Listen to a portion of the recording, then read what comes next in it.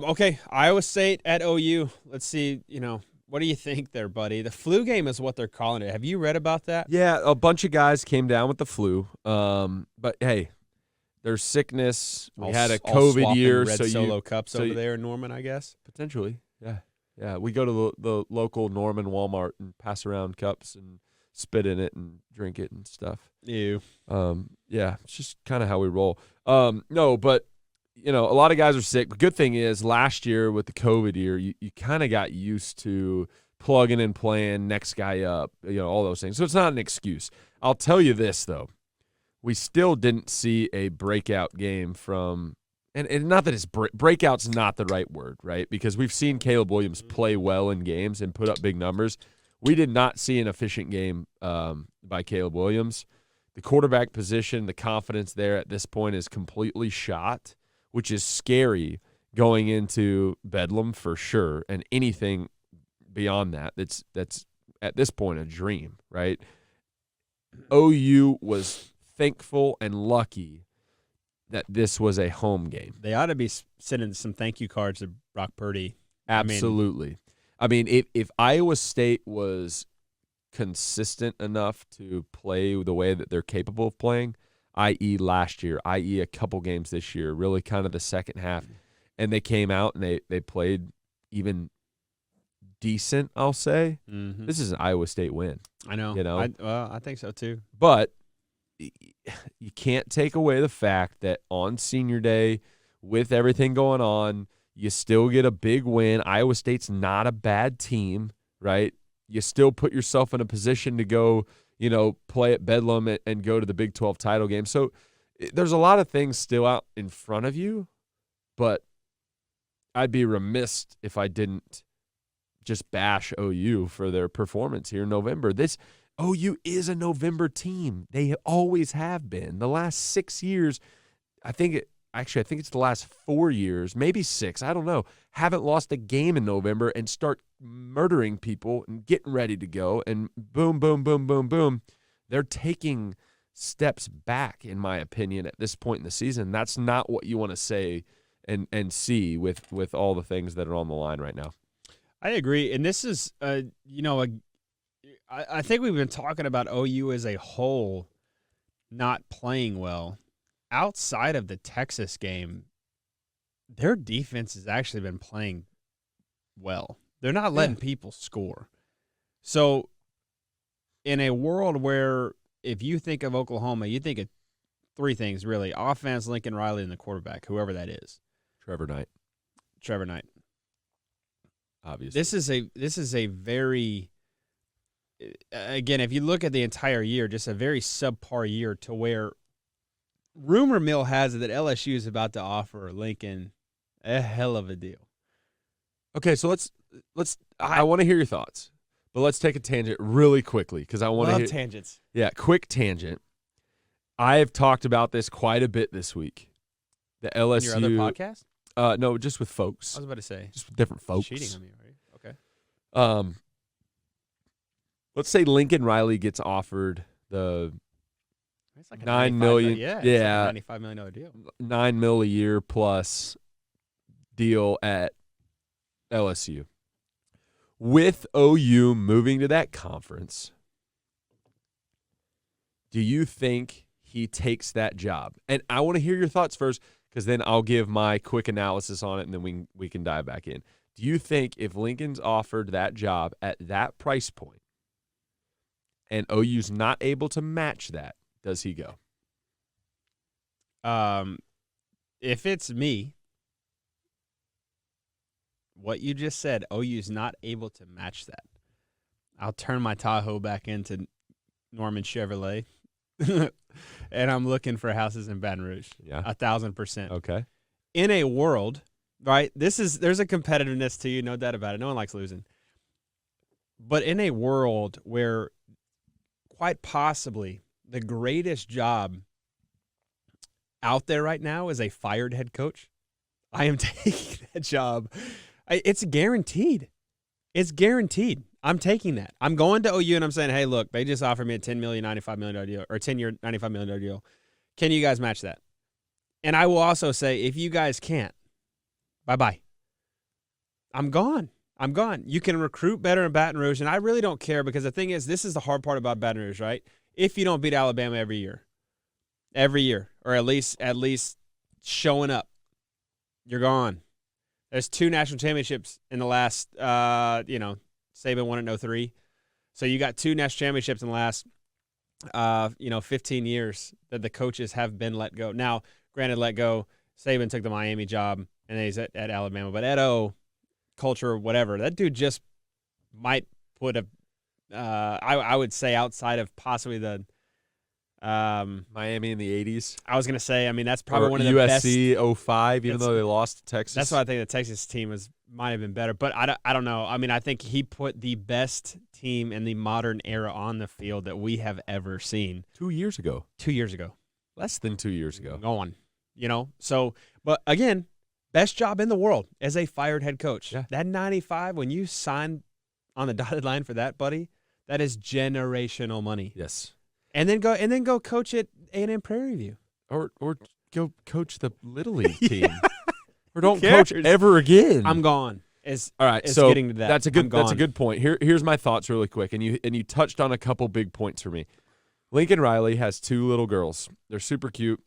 He's got his wife. She's awesome, and they have the opportunity in the coaching world to stay in one place for the remainder of their girls' upbringing, which is so unique in coaching, this carousel, Good right? point. Go through one school system. They have friends. They have a cool thing going at OU.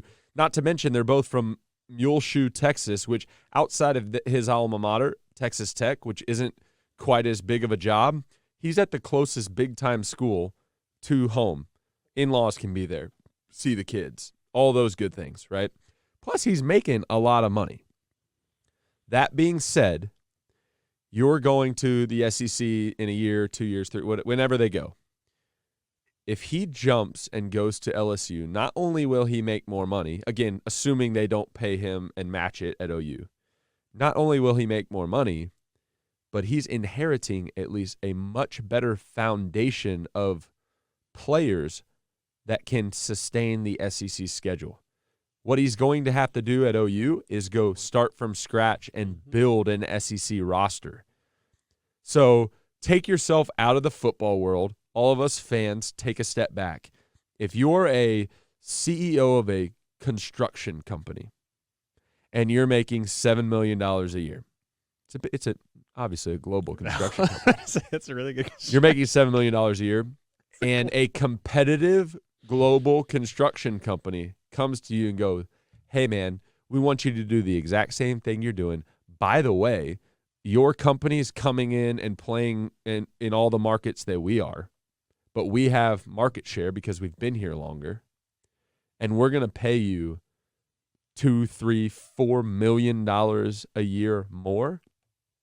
Every single one of us is taking that. Can it's you the imagine same thing. how awesome that house is going to be in Muleshoe, Texas? Oh my gosh! With 95 buckaroos. Except for it's not just going to be Muleshoe. They're going to have a 1,000-acre ranch in Muleshoe. They're going to have a house in the Bahamas. They're going to have a house in Malibu. Wherever they want to go. Montana. I think he likes to fish a lot. I mean, to your point, generational wealth. And not that he's not making that at OU. I mean, $7 million a year is a lot of money. But we forget the fact that, like, this is a real person with a real family that's his job. It's his vocation. So I think it'll be really interesting. I personally don't think he goes because of some of the reasons that I said before. I think he loves OU. I think he wants to win a national title there. I think that he loves, that his girls are growing up in a cool little, area. But money talks, man. If you want to win a national championship, I think you got to go to Baton Rouge. I mean, I think to your point, what you just made, building an SEC roster. Now we've seen it, right? Heupel at Tennessee is doing it. Kiffin at Ole Miss is doing it. Kendall Briles at Arkansas is doing it. Dan Mullen at Florida was not doing it, right? So we've seen this kind of spread, up-tempo type offense have success. But Jimbo doesn't do it. I mean, he does a spread, but it's different. But the idea is that what we have seen him struggle this year in a conference outside of Oklahoma State, Baylor. Those who I would say the top two defenses. Wow, dude. I mean, and my biggest thing on him right now is just there is a question of, can he develop a quarterback? When you go back and you look, he inherited Baker. He inherited Kyler. He inherited Jalen Hurts. All leaders, all a bunch of games under the belt. This is two guys. I don't understand how Spencer Rattler goes from all world to like the guy can't operate an offense. I don't know how Caleb Williams comes in there, and I think Caleb Williams is going to be really good. But like the stat lines on these last couple games have just been awful. There's just no offensive production. There's no rhythm to what they're doing. And the big plays are 50-50 balls. Yeah. If you take away a couple of those balls that he threw against Texas, like Caleb Williams is like, man, he's good. He's got legs on him or whatever.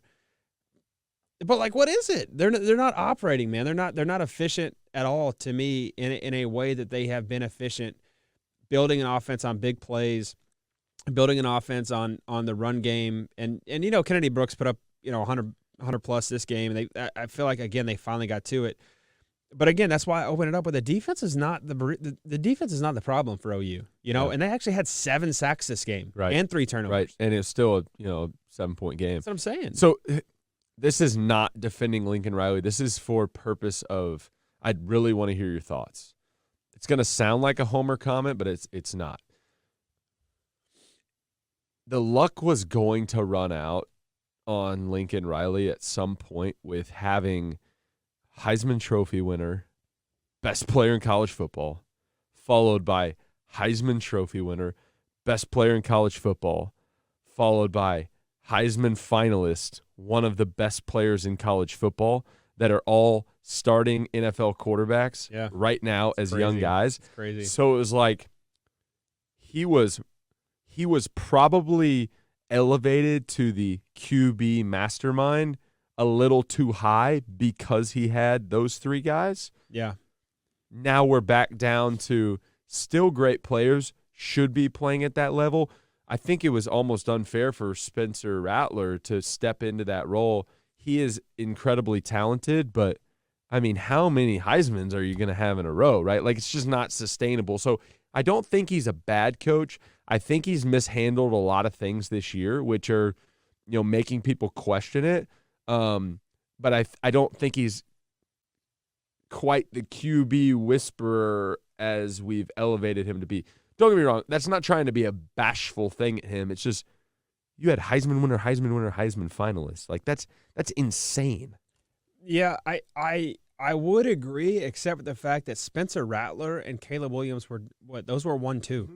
Those are 1-2 in the nation. I agree. So QB whisperer or not, again, it's can you produce, can you execute, can you be efficient? They are underperforming, no doubt about it. Right, and you don't know what a high school kid is going to do. Again, Caleb Williams, painted fingernails and all, is 18 years old.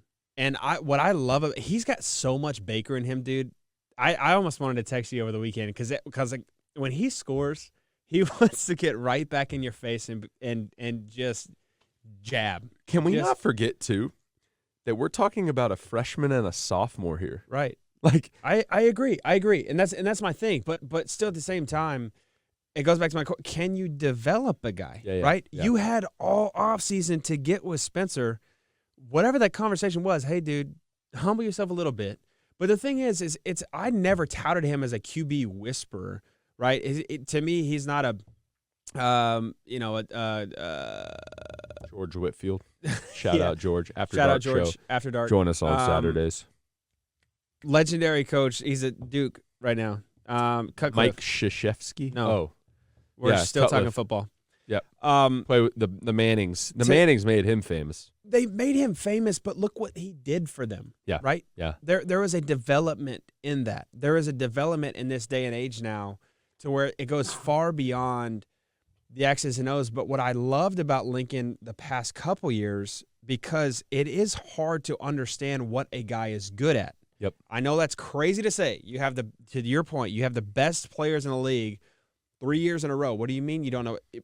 Baker's game and Kyler's game and Jalen Hurts' game is different, and then follow that up with Spencer Rattler's game. They're all different.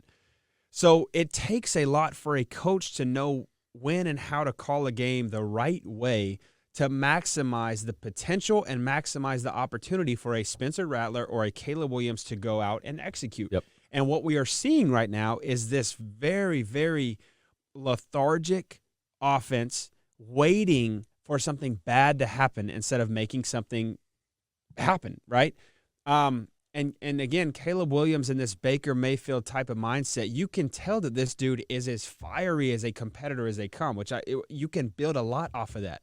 Keep him in the game. I know. Stop. Don't ruin this That's what I'm freshman's saying. mind. And then don't mess with his mind. And then the other thing is get in the film room with him, and I'm sure they are. This is just couch quarterbacks talking.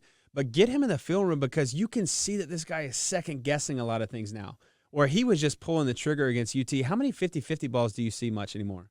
Outside, there was one at Baylor, the midfield that should have never been thrown. But I'm talking about like an attacking 50-50 ball. My guy is better than your guy, and he's going to get you. I think that's exactly what we're talking about. He's probably not taking a chance on those type of balls because he's scared he's going to get pulled. And he might be. I don't know. I don't know what's going on. And I know we got to keep going here, but I don't know what's going on in Norman. I just don't know.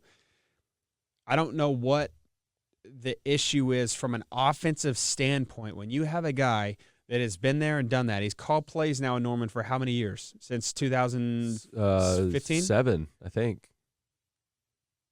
This is his 7th season. Calling plays. Calling plays? 15, 16, 17. There's no way it's 07. 2021, yeah, 7. I'm just saying that you said 2007. No, 7 years. Okay. 15 to 2021. Okay, cool. So I was right 7. and you were right. Do math, dude. You said 2000. Did you take math? Garrett, you heard him say 2007. No, I didn't. Yeah, I said 7 Garrett years. likes me better.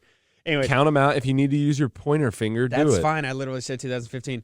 Anyways, this dude's been doing it for a while now. He knows what he's doing. This is just in a weird pond, like a very stagnant pond that we're getting in where it's like, dude, you have the athletes to go out here and put up points. Go put up points. I know. Okay. I agree.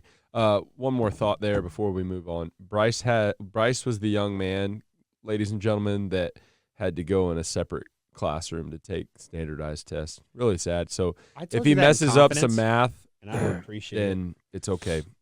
Did you there's no problems with that, by the way. Did you start in the Sugar Bowl? You said, no, I had 11 games before that. That is funny. All right,